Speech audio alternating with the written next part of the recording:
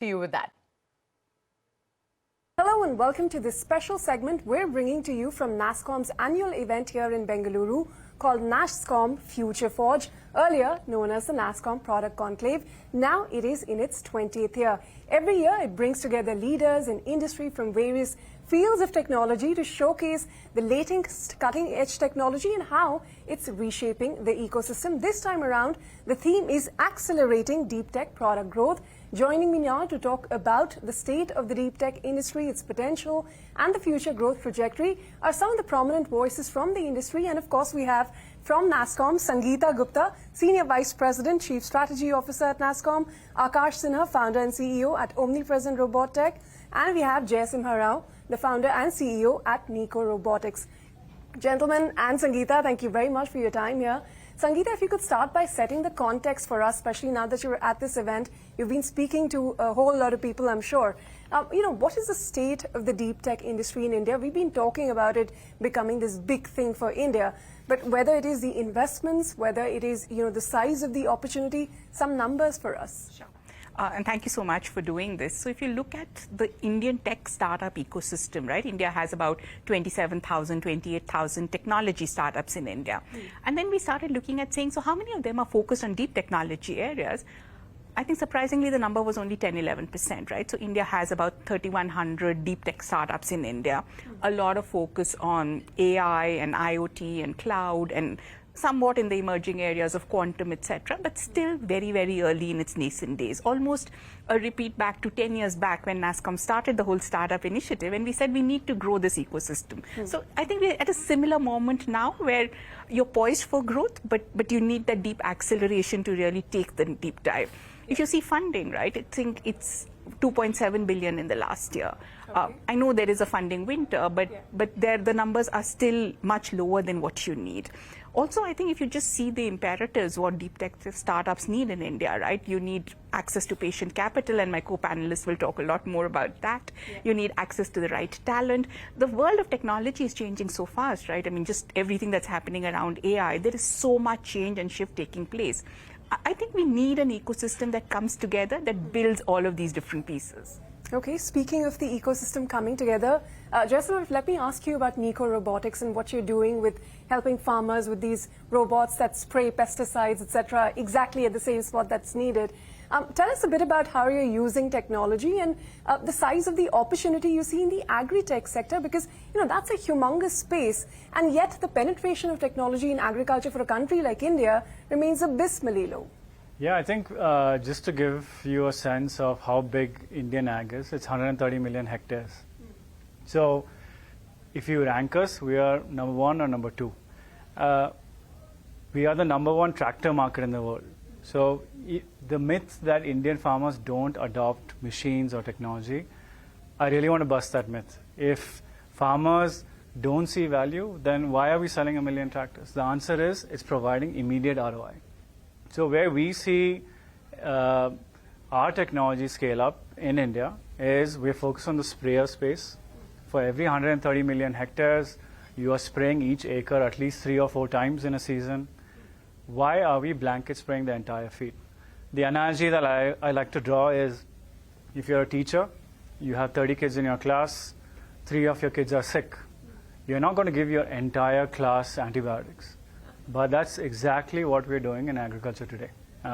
Irrespective of the health of the plant, precision farming. We spray everything. Yeah. How do we move farming from a broad-based acre level to a precise plant level? I think that's what we're trying to do. And what would you spell as the size of the opportunity? Something that Sangeeta was saying is pretty... Yeah, I mean, if you look at the entire pesticide market, it's probably a $10–15 billion number in India. And we feel like that number should be way low. You shouldn't be using so much pesticide. And with our technology, you can spray, half of that, hopefully. Akash, you've quite literally been in the sky. You've been working with ISRO in their lunar missions with Chandrayaan. Tell us how this collaboration between private players like yourself and the government is working out, and what more would you like to see in terms of policies with what InSpace is doing, for instance? They're doling out EOIs, etc. Are you participating? What is the opportunity you see in the space tech sector? So, see, space tech can be divided into sort of 2-3 broad segments. So, one segment is remote sensing. So, if you look at remote sensing, globally, the predictions are that by 2032, global market for remote sensing is about $55 billion now. And obviously, a significant chunk would be in India. And then there is the other segment is the rocket propulsion. And the third segment is planetary robots. And so rocket propulsion, again, is going to be a very big market. I mean, if you look at, with all the success of ISRO and the success of Chandrayaan, our total share in international rocket market is only 2%. And the big guys like NASA and Russia, and they have the biggest chunks in China. But this can change when India starts building bigger rockets. And this is where, the new organizations like in space come into play, where they encourage public-private partnerships, and you're able to build these bigger rockets that will help us, grab a bigger chunk. Yeah. Sangeeta, let me come back to you on the policy aspect of it. The National Deep Tech Startup Policy. Comments have been invited by September now. It's in its final shape and form. What do you make of it as far as the hits and misses are concerned? What more would you have liked to see, or what do you think are some of the game changers that are part of this policy? I think the good part is the government has finally created a policy, right? So there is the emphasis on deep tech that the government recognizes, and there is a policy. And deep tech, I think, like you're hearing from my co-panelists, is not a uniform whole, right? There is the IDX, which is a defense policy that's happening. Space is separate. So you're seeing a lot more sectoral policies also that are playing a space. The policy is comprehensive. It covers a lot of things, from funding to IP creation to collaboration, and a lot of different things. I think, to me, the most important ingredient is how do you get it to be implemented? Because it's not one department that has to do it. Yeah. It requires a lot of interministerial, state, center collaborations to make it happen. And, Jessima, if I were to ask you as one of the industry players what you made of the policy, what more would you like to see in it? I think it's a great first start. Akash and I have been in the doldrums of trying to build deep tech in India. Back in 2015, we used to speak to each other. And I think we were from the same college. Ah, I see. Yeah, we went to the same college in the US. The joke I used to make is, if I had to pitch for money back in the day and there were 100 investors, I would say I'm an agri startup. 90 of the investors will leave, and there's still 10 remaining. And then we would say we are a hardware startup. Out of the 10, the remaining 8 will be, and we had only 2 kind of risk-taking kind of funds back in the day. But now, judging by the energy in the room in today's conclave, judging by the startups on display, I think 2023 is very different from 2015. So if you were to pitch to investors now, out of 100, how many would stay? I think at least 40 will stay.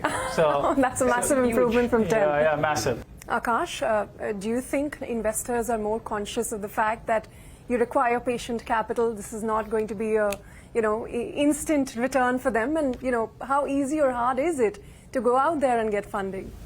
So yeah, I would say capital always seems to be impatient, at least in India.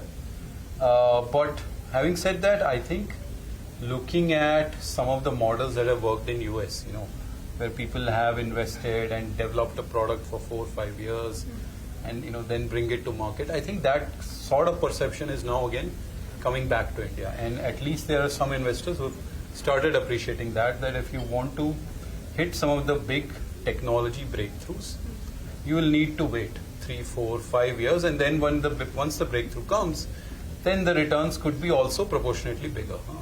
So I think that has started happening. I mean, and just coming back to policy part, one of the great things that I've seen in policy, at least in some of the other ones, for example, startup policy gives you a tax holiday for 3 years for, I think, first 10 years. And then the space tech policy gives you a holiday on GST as well. And similarly, a couple other things could be given to startups. But what would you say, apart from funding, are the key challenges? Is getting specialized talent still the big challenge in a country like India? Or, IP-related norms? Or, what would you say are the biggest challenges for the deep tech space today? Yeah, so I'll give you an example like this. So, for example, after we built this software for Chandrayaan rover, we've had queries from European Union, from Italian Space Agency, from Australian Space Agency. Now they're coming back to us and asking, how were you able to do it? And can you build this for us? Now the challenge for us is, if we want to scale up here, we need trained people in that segment, which is definitely not there. So we end up training most of our people. So on one hand, you might complain, oh, there are not enough jobs, but I would say in deep tech, there are more and more jobs coming. We don't have enough good people, and we spend 5-6 months just training them so that they can start contributing. Let me just close this funding topic before we move on. Jayasima, your last fundraise was 2021. Yes. What next? Are you in the market for more? Yes, absolutely. I think deep tech startups like myself, we always have to plan 4 or 5 years in advance. So I think we have our 2024 goals set. How much are you looking to raise? We are looking to raise about $10 million.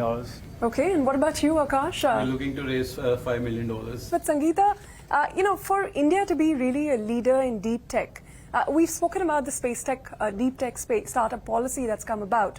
But what are the conversations with the government you as an industry body are having that sort of give you optimism, whether it is skilling the workforce, whether it is ensuring there's a diversified pool of capital and not just chasing perhaps the private equity players who have higher expectations of returns and so on?